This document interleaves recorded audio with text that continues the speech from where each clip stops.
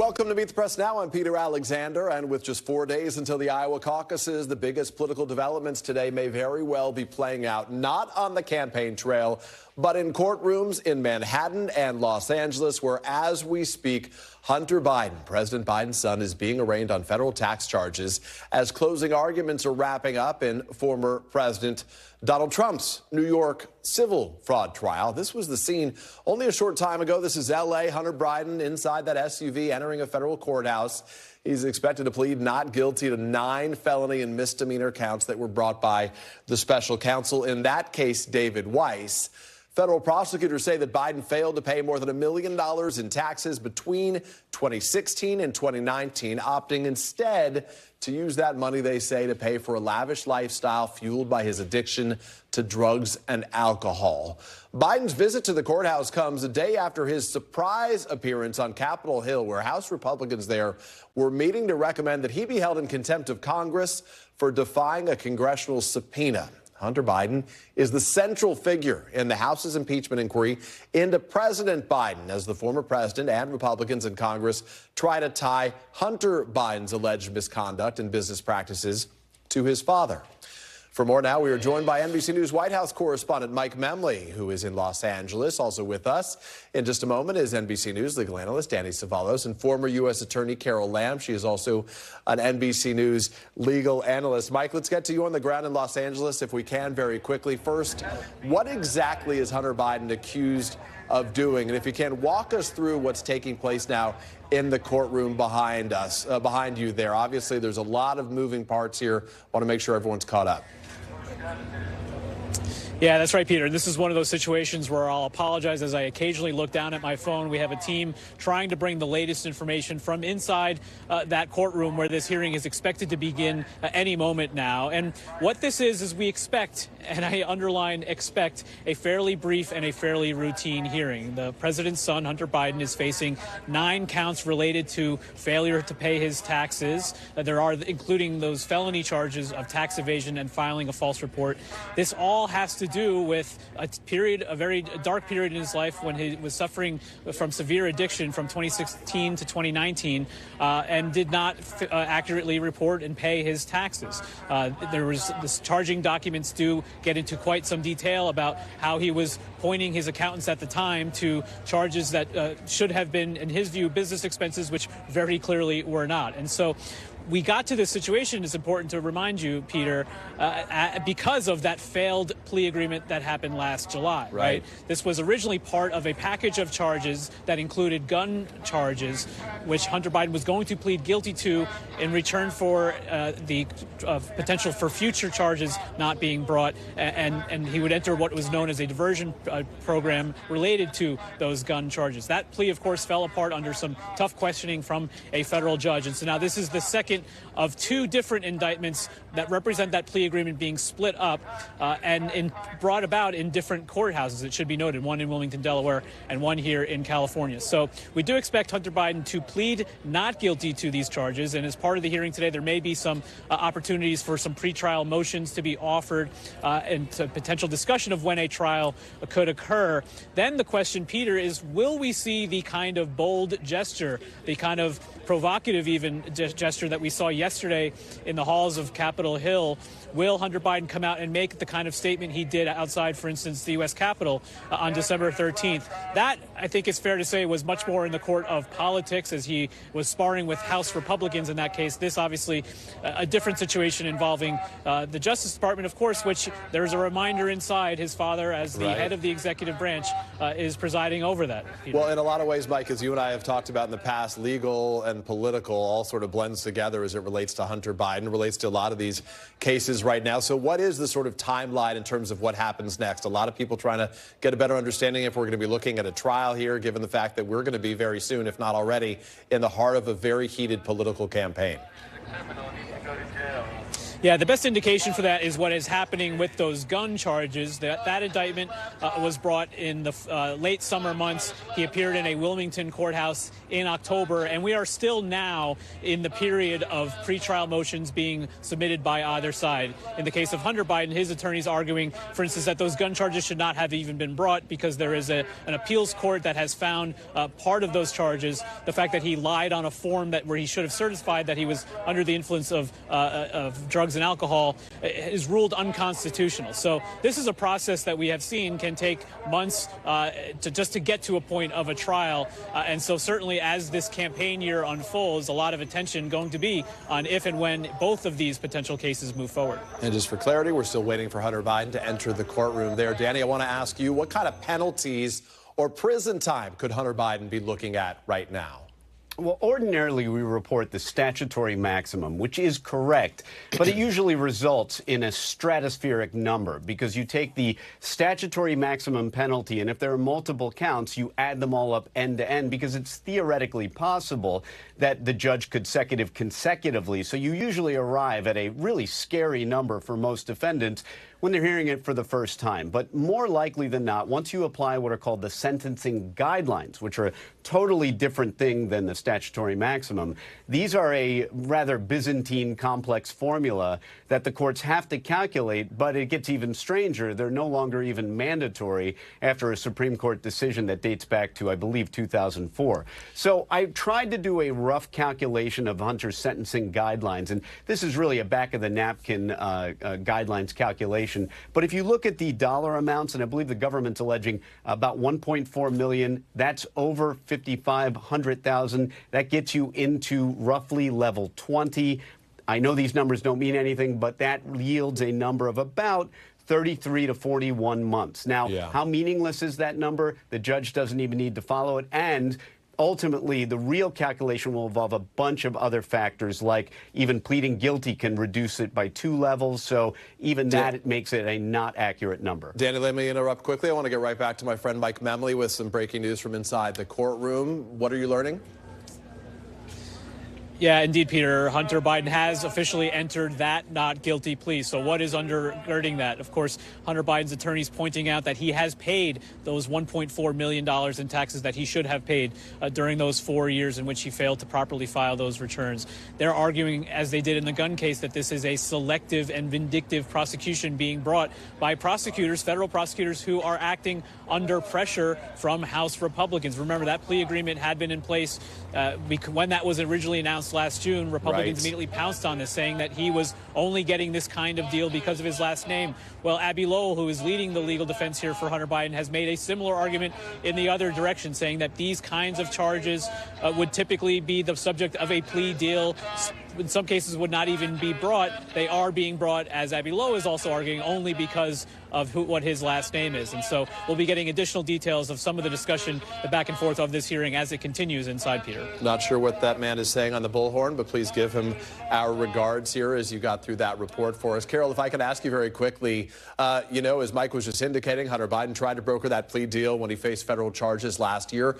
Where do we stand in terms of your view, the likelihood that any deal could be brought back up again or that he does stand trial here?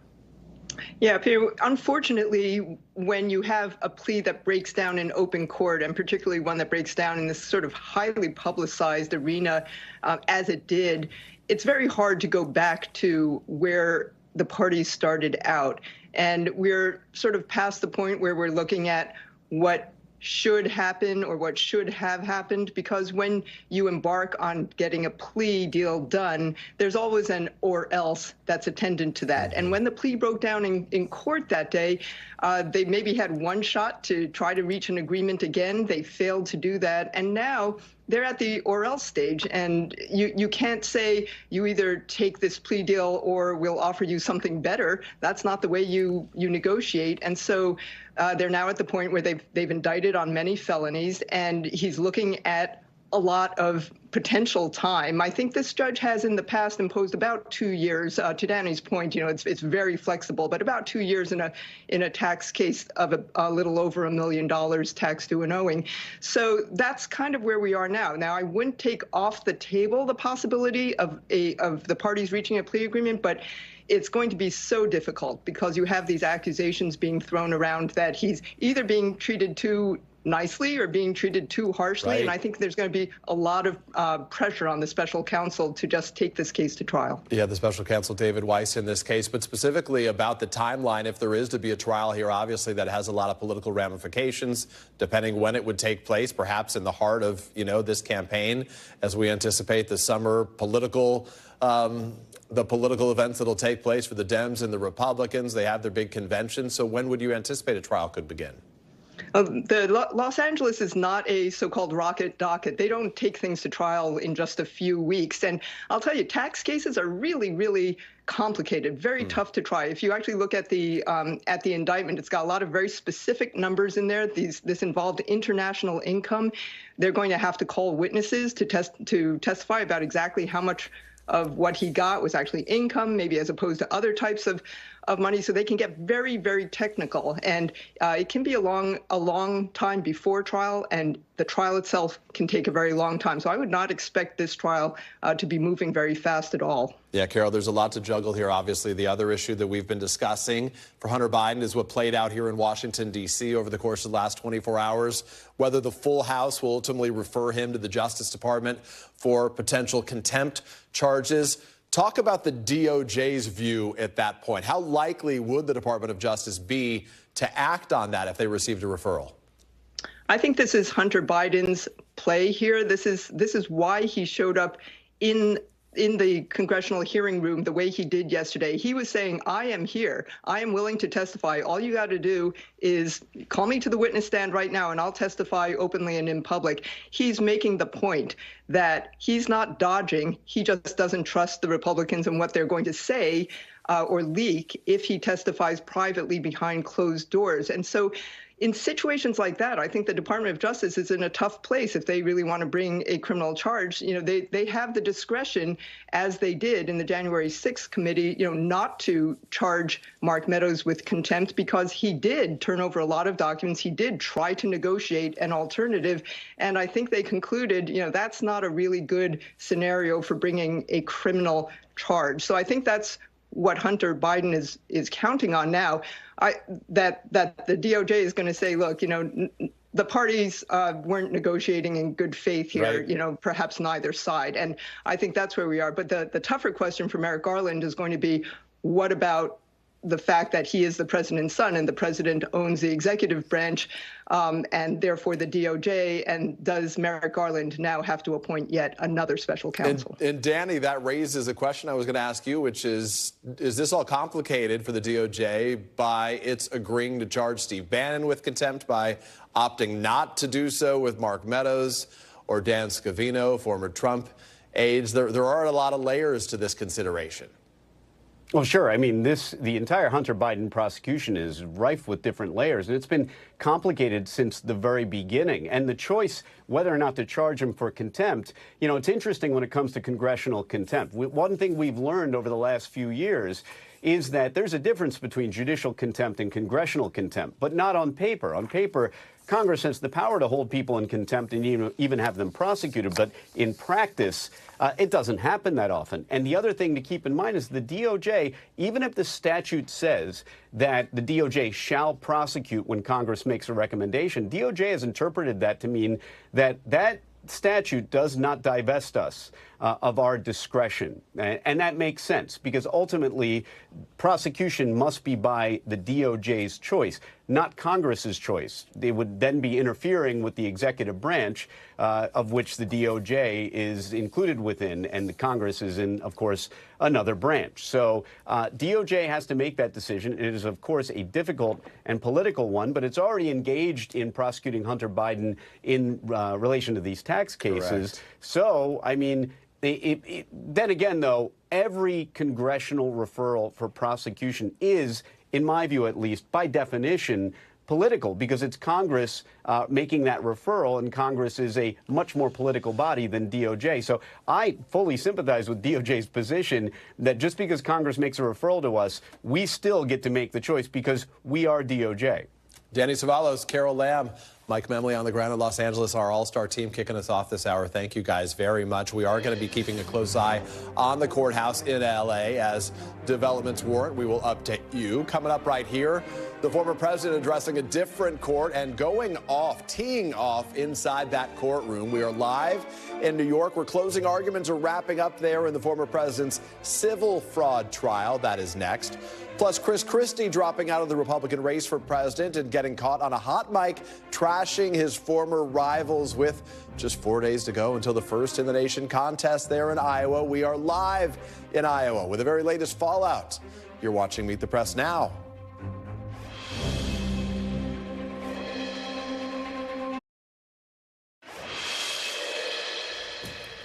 Welcome back to Meet the Press Now. I'm Peter Alexander. As we just mentioned, 4 days to go until the Iowa caucuses, and the Republican frontrunner is at trial rather than on the trail. One day after participating in an Iowa town hall event, a bit of counter-programming to his 2024 rivals debate, Mr. Trump was back in New York City for closing arguments in his multi-million-dollar civil fraud trial. Mr. Trump was given 5 minutes to address the court during today's proceedings that he used to attack the judge personally and paint himself as the victim.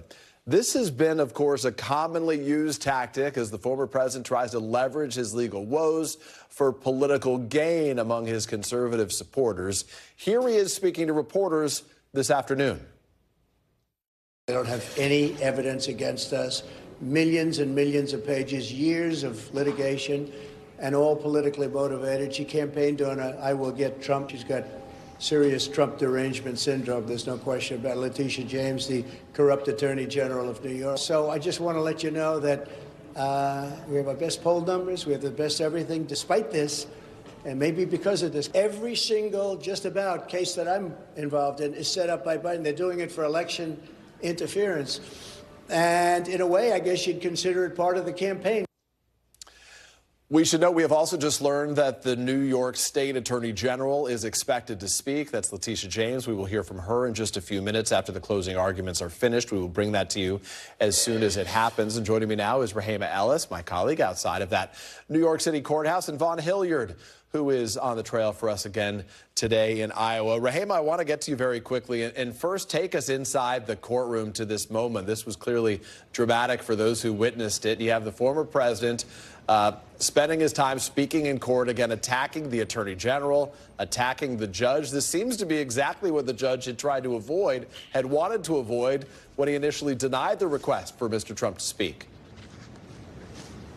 You're absolutely right, Peter. He had told when he went into court today, the judge should give Trump an opportunity to speak, telling him, limit yourself to 5 minutes and remember what those guardrails are. The former president spoke, people are telling us, in a very rushed pace, perhaps in an effort to try and get everything in, and saying the very kind of thing that you just heard him say in this press conference that he had a little while ago, that he said, I am an innocent man persecuted by someone running for office, and he was referring to the Attorney General, Letitia James. He said that this has all been election interference, and he made references to all the people that the judge told him not to make references to. At some point, the judge said to his attorney, control your client. Shortly afterwards, the judge made it clear that this had to stop, and Trump had to leave the stand. When it came time at that point, shortly afterwards, the Trump team basically rested their argument. After lunch, the prosecution came on, and they basically were saying the claim by the former president that there has been no harm. He says that there does not have to be evidence of harm in order for there to be fraud to have been committed.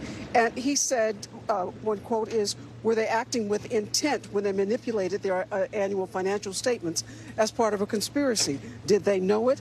And the answer is yes, according to the prosecution. And they say that all of this was happening because the Trump team needed more money, and it was in their best interest to make these false claims about the amount of money they had in order to get more favorable loans. So it's been going on and on like that We're almost at the end, it appears, to the prosecution's closing statements. And then, as you say, we're expected to hear something from the Attorney General, Letitia James herself. Peter? And then, Rahima, you know, just to be clear about this, the judge here, his home had a bomb threat this morning. What more have we learned about that? Who may have been behind it? And what do we expect in terms of increased security for everybody involved in the former president's legal cases like this? Yeah, with that bomb threat, it seems in some ways it sort of set the tone for the kind of drama that we saw in court today. That occurred early this morning. There was a bomb threat on the judge's home. They have said this afternoon that they are still investigating this. We don't know if the judge was in his residence at the time. We do know that the doors to the courthouse this morning, there was a delayed opening because they wanted to check and make certain there was nothing credible. There was no threat here, but they wanted to make certain that everything was the way it should be. So the investigation into that bomb threat, we're told, is still continuing, Peter. Yeah, that on top of what's called swatting, where a lot of different prominent members of the political and legal communities have been receiving these calls, sending 911, saying law enforcement to their homes when there's nothing there, just really to troll the individuals at the center of it. Rahima Ellis, thanks for your reporting from outside the courthouse. I want to get to Vaughn really quickly right now. Vaughn, we're just a matter of days away, and remarkably, the candidate you cover is in New York City and not in Iowa, but his dominance still sort of defines this race. The campaign sees Trump in court as a net positive when it comes to messaging. Does the fact that today was a civil case versus one of these 4 criminal cases matter, or for his purposes, it's all him versus everyone, so to speak? Right, Peter. I asked a senior advisor about the decision to be inside of that courtroom here today versus here on the campaign trail just 4 days out from the Iowa caucus. And that senior advisor told me, look, we're not going to let any of these prosecutors have a free shot on goal, that Donald Trump wants to be there for each of these trials, civil or criminal, in order to go and make his case, or at the least point to go and hear his attorneys make his case on his behalf. But also, let's be clear about this, Peter. There is a lot on the line for Donald Trump in Lower Manhattan here today. For Donald Trump, he's not only fighting for his political future here through the Iowa caucus, New Hampshire primary ahead, but he's also fighting for the future of his business. And so Donald Trump here in 2024 is increasingly in a corner where he is not only looking at the legal potential ramifications in front of him, but also the business ones. And so for him, in the company that he has helped build over the course of his entire career, and the potential that he would no longer be able to operate a business in the state of New York, that is severely consequential, especially if he were to lose his presidential run this year. Peter? And Vaughn, let me ask you if I can, the biggest headline that came out of the trail just yesterday was, of course, Chris Christie dropping out of the race. That announcement, his suspension of his candidacy, coming at about this hour, 24 hours ago. How is the Trump campaign reacting to that? Obviously, those are, at least as they relate to New Hampshire, about 12% of the likely votes that could go to somebody else, and most likely that somebody else right now appears to be Nikki Haley. He only has a single-digit lead in New Hampshire, according to some polls. How concerned is the Trump campaign? They tell me not very concerned. I was talking to Trump campaign senior advisor Chris Lasavita, who diminished the prominence of Chris Christie in this Republican race as a whole.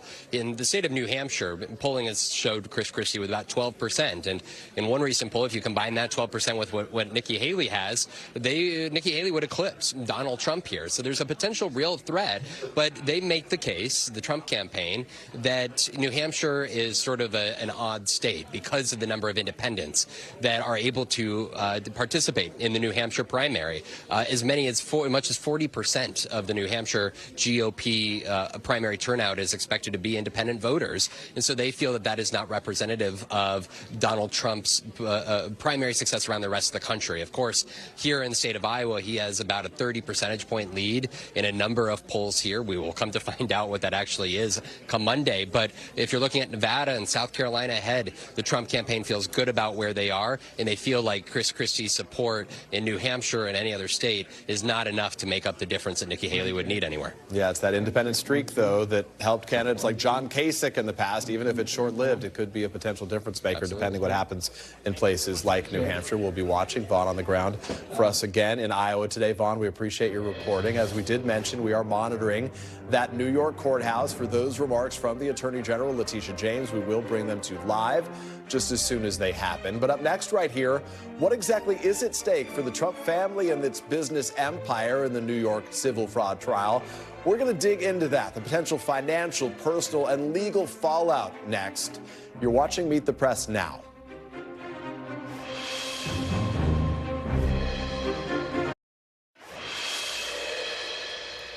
Welcome back. More live coverage right here on Meet the Press Now. We want to show you more of those pictures from the New York City courtroom or the courthouse. That's where we expect to hear any moment from the New York Attorney General, Letitia James, after closing arguments are completed there. As we have mentioned, former President Donald Trump was inside that courthouse today for part of those closing arguments of his civil fraud trial that could threaten to upend his business empire. The state's attorney general is calling for $370 million in fines against the former president and his companies, as well as a lifetime ban on conducting any real estate business in the state of New York. Her office is also seeking a similar 5-year ban for both Don Jr.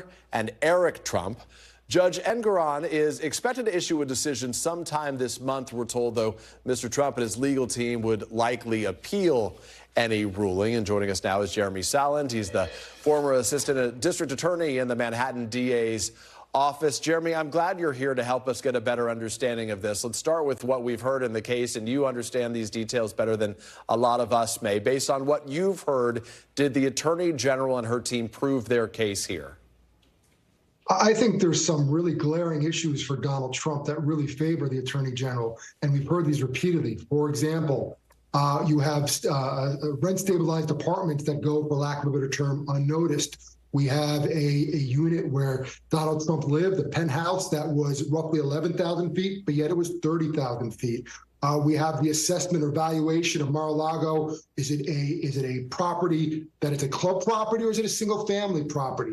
So there's a lot of things that went really poorly for Team Trump. And you had Engoron, who said on multiple occasions, challenging the credibility of Trump's experts and really saying they didn't hold any water. So I would genuinely be concerned for Trump. And last but not least, we also know that there was already a decision pre-trial that there was liability. So some of it was just an issue of damages. Help me understand today the big dramatic moment inside the courtroom, of course, was after all the back and forth between the legal team and the judge that Mr. Trump was allowed to speak in court briefly today. That seems so, based on everyone I've been speaking to, so unprecedented, so unheard of, that you would have allowed a defendant in a situation like this to speak like that and attack not only the attorney general, but the judge himself. What do you make of that, and how rare, how bizarre is that to be occurring? Yeah, you use some decent terms that are rare and bizarre, but there's a lot about all of these cases that is somewhat rare, if not unique.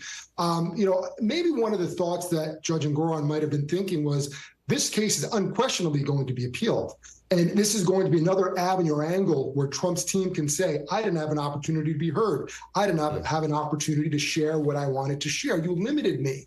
So it is very atypical to be generous. But, Engoron said, if you can stick to the facts and stick to the allegations and stick to the four corners of this action against you, you'll have that opportunity. But we know Donald Trump, and we know that he cannot do that. And that's where he went sort of off in his own direction. But you make interesting points, obviously, right? Because a lot of the argument around the country has been that he's being treated differently than any other defendant. In fact, he's been treated differently in that he was allowed to speak out in a courtroom the way that he did today. Obviously, having a former president involved, as you noted, is unprecedented. But what about this fraud case itself? Is this a case that, were it not Donald Trump, in your experience, would have reached this place?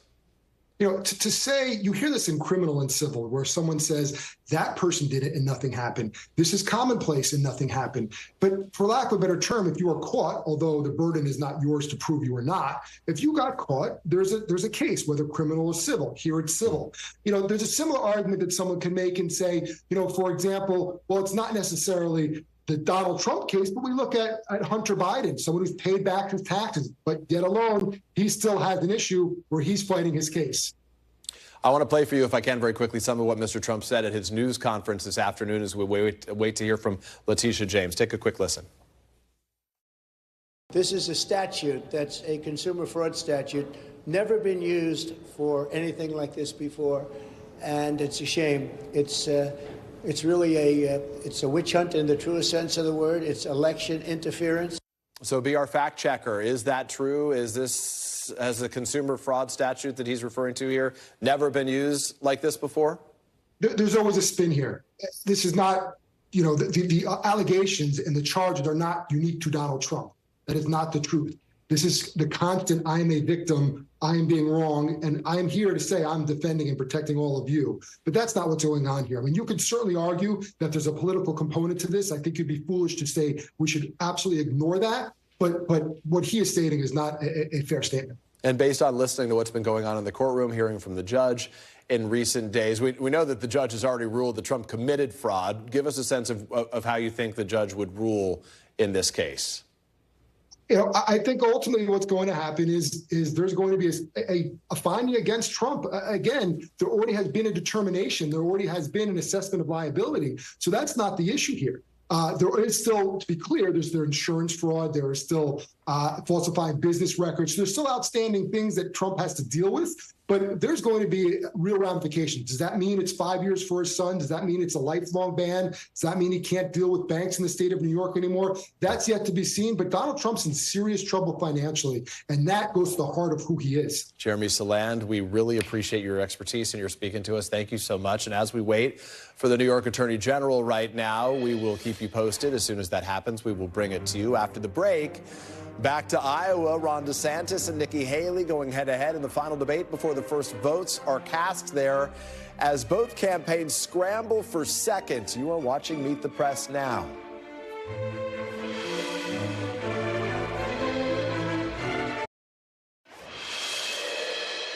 We are back, and as we mentioned, we are now just 4 days out from the Iowa Republican caucuses with plenty of action on the trail and beyond. Last night, you may have seen the Florida Governor Ron DeSantis and former UN Ambassador Nikki Haley hitting the debate stage, spending much of the evening attacking each other, not the field's frontrunner, Donald Trump. We don't need another mealy-mouthed politician who just tells you what she thinks you want to hear just to try to get your vote, then to get in office and to do her donors' bidding. You're going to see the fact that he has switched his policies multiple times, and we'll call that out tonight. But every time he lies, Drake University, don't turn this into a drinking game because you will be overserved by the end of the night. So we need to deliver and get this stuff done. And I think the difference between Nikki Haley and me, I listened to all that litany of stuff. I debated the governor of California, Gavin Newsom. I thought he lied a lot. Nikki Haley gives him a run for his money, and she may even be more liberal than Gavin Newsom is. The best way to tell about a candidate is to see how they've run their campaign. He has blown through $150 million. I don't even know how you do that. If you can't manage a campaign, how are you going to manage a country? Not exactly the positive vision that a lot of people were looking for, right? To be sure, Haley and DeSantis did take a few calculated shots at the former president, too. Donald Trump basically said that the election was stolen. He went on and on talking about the election being stolen. He said that January 6th was a beautiful day. I think January 6th was a terrible day, and we should never want to see that happen again. As Republicans, in terms of who we nominate for president, if Trump is the nominee, it's going to be about January 6th, legal issues, criminal trials. The Democrats and the media would love to run with that. That election, Trump lost it. Biden won that election, and the idea that he's gone and carried this out forever to the point that he's going to continue to say these things to scare the American people are wrong. All of this comes as the former New Jersey Governor Chris Christie announced that he was suspending his long-shot anti-Trump campaign, a move that could help Haley consolidate support in New Hampshire, where Christie had been performing best. But before his speech, Christie was caught on a hot mic. Did you hear about this? He predicted that Haley was, quote, gonna get smoked by Trump. We'll have more on that in a moment. Still, during his remarks, Christie, he didn't hold back when it comes to his criticism of the Republican frontrunner. I am going to make sure that in no way do I enable Donald Trump to ever be president of the United States again. And that's more important than my own personal ambition. It isn't easy to look at someone who we know is unfit and unable to represent what the heart of this country really is, and tell them, thank you for your service. It's time for you to go home. But that's what we need to do in the next 10 months if we are going to keep in concert with the spirit of this country. Some of Chris Christie's closing remarks in this campaign. And joining me now from the campaign trail in Iowa are my NBC News colleagues, Dasha Burns and Ali Vitale. Dasha, we'll start with you. Let's get right to Ron DeSantis. He needs to notch, they both frankly need to notch a strong second place finish in Iowa to have a better a chance of any kind moving forward. You are at one of the top DeSantis PAC's headquarters. How confident does the campaign and really do his allies feel about how he is positioned in these waning days and after last night? Well, it's more of a question mark than I think anybody would like. I don't think anyone thought that there would be this dragged out fight for second place at this point. And look, I don't know how Iowans felt about that debate last night, but what history does tell us is that the stuff that's happening in this room and out on the street right now really does matter, especially as we get into crunch time here. Right now, the staffers and volunteers here are making phone calls, they're phone banking, trying to get those caucus goers out, making sure that they are actually going to show up. It's one thing to say you're going to vote for DeSantis, it's another thing to actually go out in potentially negative 30-degree wind chill and actually go to a caucus center and caucus for a candidate, right? So they're calling, making sure that people are going to go do that.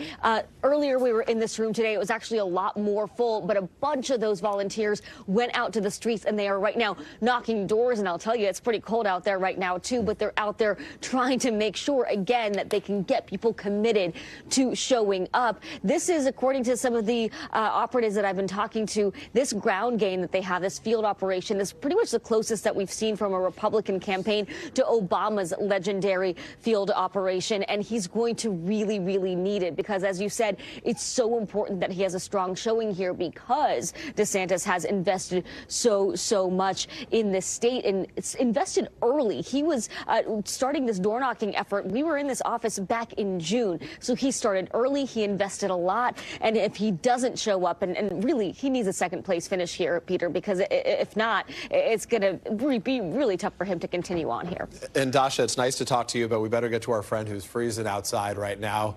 Ali Vitale is out there. Ali, as we've been noting, I mean, the weather, it really is the wild card this time around, right? Monday, the high is 3 degrees below zero. So at the end of the day, this comes down to who can get people to show up. A lot of seniors are invested in this primary, in this caucus to take place. Do they have the infrastructure? And frankly, what is the campaign saying about Chris Christie's departure? Can they capitalize? Yeah, look, I'm not taking that 3 degrees and a low of negative 27 personally or anything. But when Dasha says it's cold out here, yeah, I can confirm for you it is really cold out here. And right now we're lucky that the weather is in the teens and 20s as opposed to the snow and ice and negative temperatures that we're supposed to get as caucus day gets closer. All of the campaigns are aware that weather is now a clear factor in this competition for second place. Dasha is right that DeSantis is playing the Iowa game the more traditional way, which is having a massive ground game and trying to use it. For Nikki Haley, though, she's really trying to use some of her national momentum to supplement the fact that her campaign, at least the campaign proper, has not overly invested or overly indexed in Iowa the way that they have in terms of the way she's spent more time in states like New Hampshire. That being said, Haley benefits from the fact that the Americans for Prosperity, that Koch-backed group with a large grassroots organization, is also fanning out across the early states, trying to give her a better grassroots operation to operate from within. All of that helps, and that's why they're hoping for a second place finish in Iowa to springboard them into New Hampshire with not just the national momentum that she feels she's had over the course of the last few weeks and months, but with the departure of Chris Christie, hoping that they can pull some of those Christie voters, however reluctantly, to the Haley cause. I have to tell you, in my conversations with Haley allies yesterday, they were very enthusiastic about the fact that even though Chris Christie had some jabs for her on his way out the door, that was on that hot mic, but then also while he was on the stage making some quip about the role of slavery in the Civil War, of course, that hearkening back to the gaffe that Haley had just a few weeks ago, where she did not list slavery as the cause of the Civil War. Christie, even though he's jabbing her, his departure means more to the Haley campaign than some of the petty politics that you're often seeing between these candidates. They're focused on what it means from the data and numbers perspective, less about what it means from the juicy gossip perspective that, of course, we're all very interested in as well. And Ali, quickly, I want to play for our audience right now what we heard from Nikki Haley responding to that hot mic moment from Chris Christie. Take a quick listen. I don't have to convince people he's wrong because nobody in that crowd's asking me about that. I mean, they see politics is not personal for me. It is for the fellas. It's not for me. We have a country to save. My focus is making sure we get every voter possible in Iowa. We go and we continue to get voters in New Hampshire and then on to South Carolina and continue it. Allie, right there, you see Nikki Haley sort of trying to dismiss the thought from Chris Christie that she was going to get smoked. Yeah, and I'm so glad you played that clip of an interview that our colleague Garrett Hake got here, because it's the first time we're hearing Haley really talk about Chris Christie's comments at length. Of course, him saying she's going to get smoked, that she's not up for the task, that is not something that she wants voters to be hearing. But there's always something interesting that she does when she talks about the other rivals in this race, and she calls them the fellas. It's a way for her to emphasize the fact that she is the only woman running, as if anyone looking at the stage realizes that anything different. But it's also a way for her to dismiss them and try to say she's flying above the fray, even as they're attacking her. Very strong scarf game from Ali Vitale outside. Dasha Burns, to both of you, I hope you all get yourselves a good steak at 8:01 before the end of your Des Moines visit. You both have earned it. Only 4 days to go. Speaking of Iowa, my colleagues Hallie Jackson, Tom Yamas, Kristen Welker will have live coverage and analysis of the Iowa caucuses all night long on Monday, starting at 7 o'clock Eastern, right here on NBC News Now. Still to come, hot mics, freezing temps, and a whole lot of legal uncertainty. We are diving deeper into the state of the race for the Republican nomination and the race for the White House. The panel is next. You're watching Meet the Press now.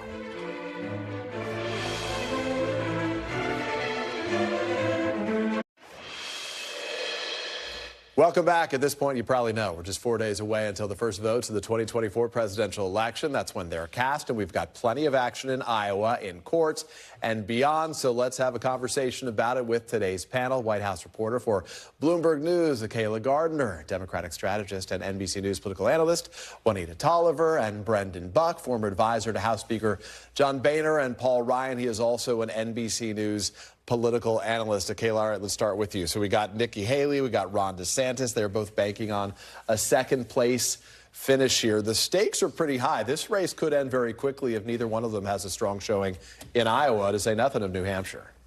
I think you're absolutely right. And I think we heard that hot mic moment from Chris Christie yesterday, essentially pointing out what we all know to be true still, which is that Donald Trump is still the person to beat. He still has a huge lead in Iowa and New Hampshire. But I think Chris Christie dropping out yesterday does change the New Hampshire calculus just a little bit, because if he can bank on all of those voters going to Haley, I think Haley has a real chance to play in that state. But even then, I still think we all know that Donald Trump has a pretty clear path to the nomination. So for clarity, Brandan, if Nikki Haley the one who takes the Chris Christie votes here if this thing moves on to New Hampshire? Is that pretty obvious? And also if DeSantis doesn't move on to New Hampshire, all of a sudden then those votes go to Trump. I mean, there's so many variables in the way this thing plays out. How do you view the next several days? Yeah, I think there's a real question of whether Ron DeSantis is still running when we get to New Hampshire, which is not far. I mean, polling shows that Christie voters, their second choice is largely Nikki Haley, which is obviously good for him. I think the one thing, there's very small chance that Donald Trump does not win this nomination. But the one thing that could potentially change the dynamic is if it becomes a one-on-one race. And that's what we've been missing this entire time. When Nikki Haley and Ron DeSantis have been fighting with each other, it just lets Donald Trump skate. And he's been skating for months and months. It's probably too late for this.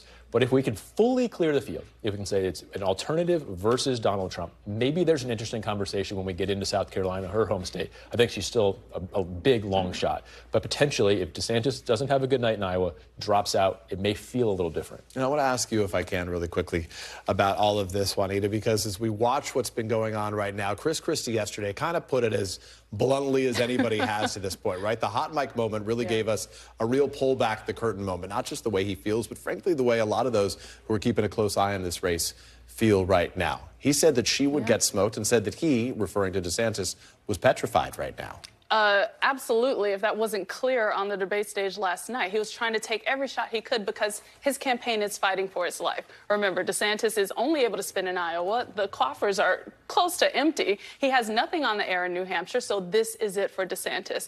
Now, thinking about Christie and his tone, I think it is a stark reminder that Trump has got this pretty much in the bag. But I do wonder what role he intends to play next, because he did say, I will work very hard to make sure Trump does not get back to the Oval. So I'm like, what role does he play now? Because he couldn't really prevent anything from being in the election, as we saw. But when it comes to Nikki Haley, I do think for the Republican Party, she is primed to make some history by picking up delegates as a presidential contender in their primary. But I don't see her gaining much ground or overtaking Trump in New Hampshire or South Carolina. Akayla, Juanita makes a good point there that what happens to Chris Christie, I think, is interesting right now. He's made it clear he wants to do nothing that supports Donald Trump in his effort to be the president of the United States again right now. But he does have some capital, some reporting that No Labels even was reaching out to him about something possible. It's hard to see him doing that, because that would seem that it would be supporting Donald Trump's effort, right, if he were to pull some votes away perhaps from the alternative. What does Chris Christie do with his capital, the limited amount of capital he has, but enough in New Hampshire to make a difference? I think that's interesting. You raised the potential of him possibly running third party or No Labels. I think that's a huge concern of the Biden campaign. Polling continues to show. To be fair, I see it very unlikely that Chris Christie goes No Labels here, but... And I agree with you, but I do think him dropping out shows he has a little bit less political capital than he did just even 24 hours ago. And I think for Biden, his rhetoric specifically about Trump, this anti-Trump rhetoric, talking about democracy, it has helped him in some ways. He has been one of the few Republicans who have been so critical of Donald Trump. We have seen so many Republicans take that position and have been hurt. They haven't been reelected.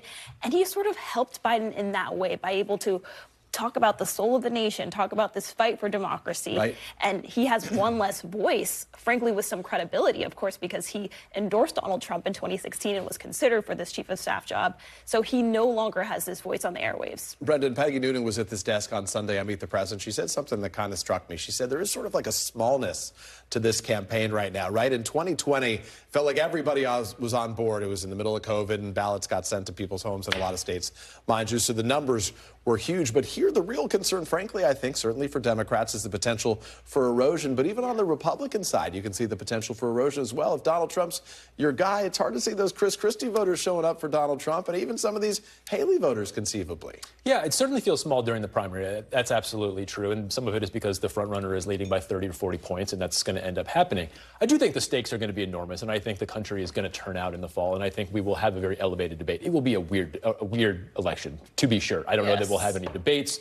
The court cases with Donald Trump, it's going to be like an election we've never seen before, but we're all going to be tuned in. I think everybody is going to be watching. But as we're watching right now, this is never, we keep squinting, pretending this is a real primary.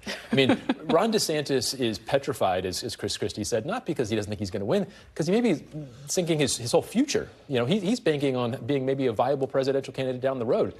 He may have lost that here by getting smoked so badly in this primary. Well, that's what's been so interesting, right, is where there seems like these folks, in some way, DeSantis is trying to be a Trump light to salvage whatever 2028 might look like if it doesn't work here. Hard to see how that would be viable. I was struck, Juanita, as we were listening just yesterday to former President Trump doing his town hall with the folks at Fox. They asked him specifically about how he has said in the past that I will be your retribution. He tried to dial that back a bit and suggest that he was going to be too busy. He wouldn't have time to be retribution because he'll be so busy helping Americans, as he described it. Sort of the effort at moderation in a way. Does any of this stuff stick? Do people view it that way?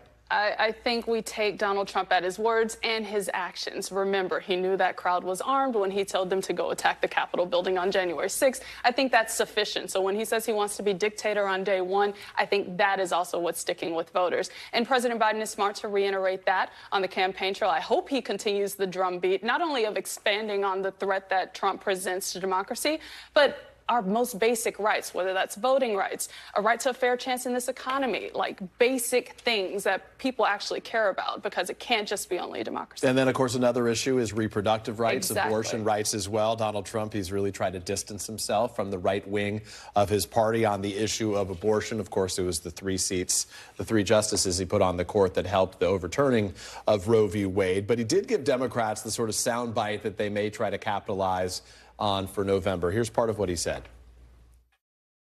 For 54 years, they were trying to get Roe v. Wade terminated, and I did it, and I'm proud to have done it. They wanted to get it back, right? You wouldn't have that. There would be no question. Nobody else was going to get that done but me. Yeah. And we did it, and we did something that was a miracle. Akayla, the Biden campaign, President Biden quickly putting out a statement saying, yeah, he's right. He did it. How big of a deal is the abortion issue as we look forward?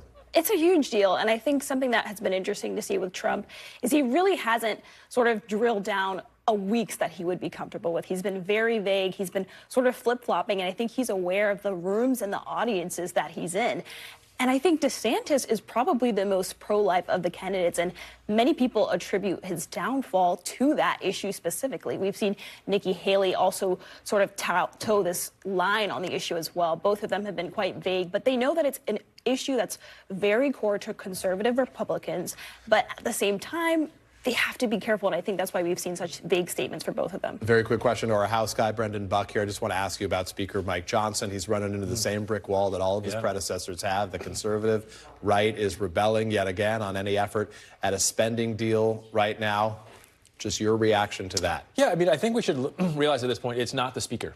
It's not who the Speaker is that's the problem. It's a bunch of members in the House who won't accept the realities of divided government and what is possible. It doesn't matter. You can make Jim Jordan the Speaker. You can pick a name. Make them Speaker. They're all going to end up in the same place. And so we're going to keep going through this cycle until they realize it. They may never realize it because the politics probably work for them to just beat up on the Speaker. Yeah, no doubt. Certainly Mike Johnson thought he might have a different experience than anybody else. But as Yogi Berra said, it's deja vu all over again. Thanks for being with us this hour. We're back tomorrow with more Meet the Press Now. NBC News coverage continues here on NBC News. Thanks for watching. Stay updated about breaking news and top stories on the NBC News app or follow us on social media.